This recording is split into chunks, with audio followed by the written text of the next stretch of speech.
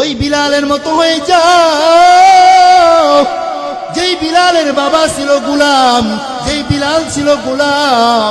এত কাল একজন সাহাবী, যেই সাহাবীকে দেখতে ভালো দেখা যায় না, সুরও তেমন সুন্দর না, চেহারার কাঠিং ভালো না, এরপরেও আল্লাহর নবীর কথাগুলো শুনছি। আল্লাহর নবী তো বলে দিলেন 5টা বিষয় আসার আগে তোমরা ওই 5টা বিষয়ের কদর করো, মূল্য দাও। হযরত বিলাল হায়াতাকা ক্বাবলা মাউতি, মৃত্যুর আগের সময়টাকে মূল্যায়ন দেওয়ার মতো মূল্যায়ন দিয়েছিল। এজন্য বিলালের দিকে তাকাও। বিলাল কত কষ্ট করেছে, জীবন দিয়া দিছে।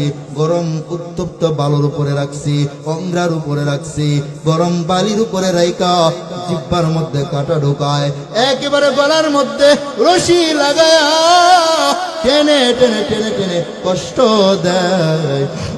এরপরও বিলাল কোনোদিন নামাজ ছাড়ে নাই, বিলাল কোনোদিন রোজা ছাড়ে নাই, বিলাল কোনোদিন পর্দা ছাড়ে নাই, বিলাল কোনোদিন আল্লাহর রাসূলের কথার বাহিরে চলে নাই, বিলাল কোনোদিন আল্লাহর হুকুম থেকে ফারেক থাকে নাই, দূরে যায় নাই।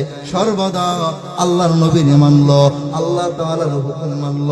মরণের চিন্তাটা অন্তরে ঢুকায়া এত দামি হয়েছে, আজ থেকে শুধু নয় কিয়ামত পর্যন্ত যত মুয়াজ্জিন আগমন করবে, সব মুয়াজ্জিনের মর্যাদা যদি এক পাল্লায় রেখে দেন, আর অপর পাল্লায় যদি কালো আফ্রিকার জঙ্গলের সে বিলালকে রাখেন, তাহলে হযরত বিলালের মর্যাদাটা আমার আল্লাহ তাআলার কাছে দামি, ঠিক না বেঠিক?